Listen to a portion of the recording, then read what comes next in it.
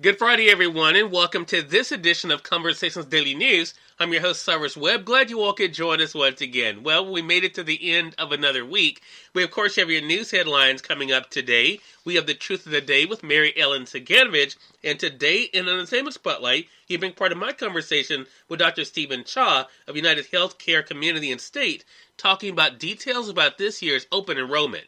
Enjoy today's program. For Conversations Daily News, I'm Cyrus Webb with your Friday headlines. In national news, Mississippi State Department of Health reports 1,395 new COVID-19 cases and 19 additional deaths. The Mississippi State Department of Health reported 1,395 new COVID-19 cases and 19 additional coronavirus-related deaths on Wednesday. There have now been 138,791 COVID-19 cases in the Magnolia State and 3,619 coronavirus-related deaths since the first COVID-19 case was confirmed in Mississippi on March the 11th. Mask mandates remain in place in 22 of Mississippi's 82 counties, including the largest, Hinds, Madison, and Rankin counties. In a related story, CDC begs Americans not to travel for Thanksgiving. With the coronavirus surging out of control, the nation's top public health agency pleaded with Americans on Thursday not to travel for Thanksgiving and not to spend the holiday with people from outside their household. It was some of the firmest guidance yet from the government on curtailing traditional gatherings to fight the outbreak.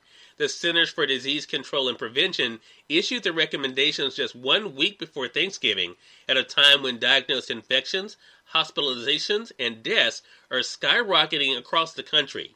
In many areas, the healthcare system is being squeezed by a combination of sick patients filling up beds and medical workers falling ill themselves. The CDC cited more than 1 million new cases in the United States over the past week as a reason for the new guidance. The safest way to celebrate Thanksgiving this year is at home with the people in your household, said the CDC. If families do decide to include returning college students, military members, or others for turkey and stuffing, the CDC is recommending that the hosts take added precautions.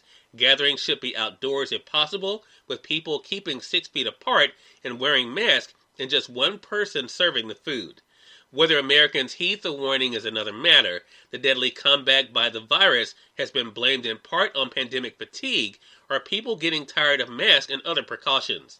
And surges were seen last summer after Memorial Day and July 4th, despite blunt warnings from the authorities. The United States has more than 11 million diagnosed infections and over 250,000 deaths from the coronavirus. CDC scientists believe that somewhere around 40% of people who are infected do not have obvious symptoms but can still spread the virus. In more national news, judge halts federal execution of man in Texas teen's killing. A federal judge halted the scheduled execution on Thursday of a man convicted of kidnapping and raping a 16-year-old Texas girl, bludgeoning her with a shovel and burying her alive. The ruling was handed down just hours before Orlando Hall was scheduled to die by lethal injection at the federal prison in Indiana.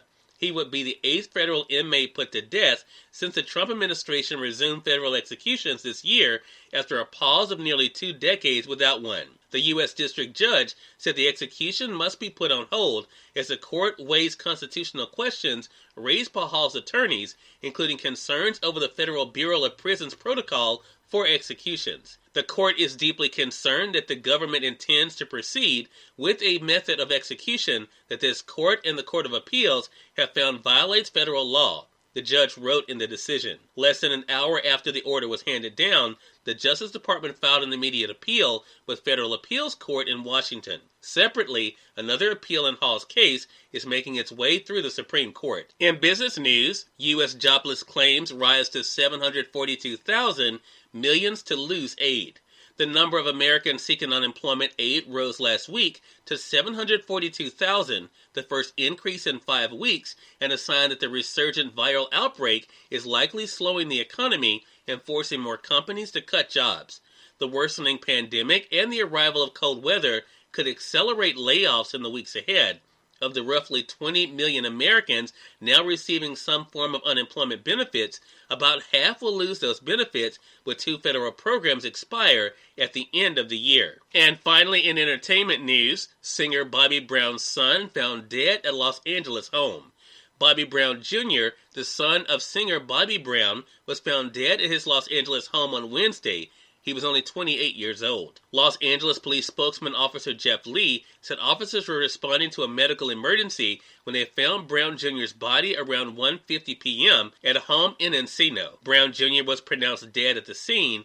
Lee said police believed no foul play was involved, and additional details on the death weren't immediately released. Cyrus Webb, Conversations Daily News. It's now time for the Truth of the Day with Mary Ellen Ciganovich. Enjoy. Hi, this is Mary Ellen with your Truth of the Day.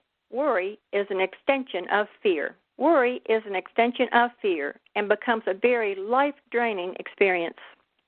Worry cannot exist without your thought that something bad might happen. Why do you have a thought about something that has not happened?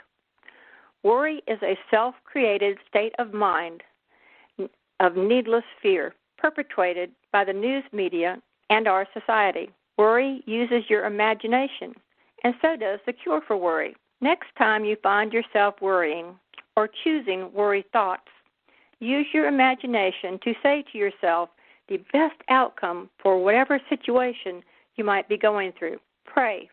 Leave it in God's hands, the universe's hands, and let go.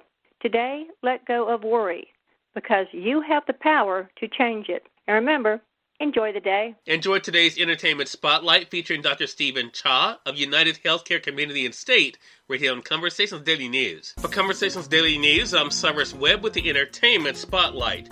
Dr. Stephen Cha stopped by Conversations Live, the radio show, recently to talk about how United Healthcare Community and State is helping you to prepare during open enrollment for plans that may matter for you. Here's part of our conversation. One of the big things here, as I mentioned, we've been sharing with our audience, Dr. Cha, about this open enrollment period, that now is the time for them to be able to make those decisions. Is there anything consumers should consider while they're making their decisions for their plans this year? Yeah, so we know navigating health plans can be really confusing. So it's important for people to understand the choices. So the United Healthcare Dual Complete Plan is a type of dual special needs health plan, as you said in the intro, and it's designed for low-income people who qualify for both Medicare as well as Medicaid. And these plans can include extra benefits such as a care coordinator to help manage complex health concerns, things like dental, hearing, and vision. And this year we just learned a ton. During the pandemic, United Healthcare realized that we had to meet the needs of our socially isolated members. So we started to deliver food boxes and health items. And so this year we've added to our plan credits to buy healthy food and support to purchase approved health items. An obvious question would be, what is the average cost for the United Healthcare Dual Complete Plan that you mentioned? Yeah, people eligible for these dual plans can usually enroll for no monthly premium, and for most people, also no copays. What is your hope that people do, Dr. Cha, even for those who may feel like, already have a health plan? Why would you encourage them to go ahead and take a look to see if maybe they qualify for the dual plan? So these plans are really designed for low-income people on Medicare who need that extra help, maybe because of disabilities or health conditions or age. So that means people have Medicare and also find that money is tight, are already on Medicaid. And for those special populations, we're really trying to get the message out that we have help and we want to support those folks. For more information, go to www.getdual.com. That's www.getdual.com. Cyrus Webb, Conversations Daily News. We thank you all for tuning in to this edition of Conversations Daily News. We'll be back with you guys on Monday with more news, Truth of the Day with Mary Ellen Ciganovich, and of course, our Entertainment Spotlight. Until then, I'm your host, Cyrus Webb, saying as always, enjoy your day, enjoy your life, enjoy your world. Thank you all for choosing Conversations Daily News today. Make today a great one.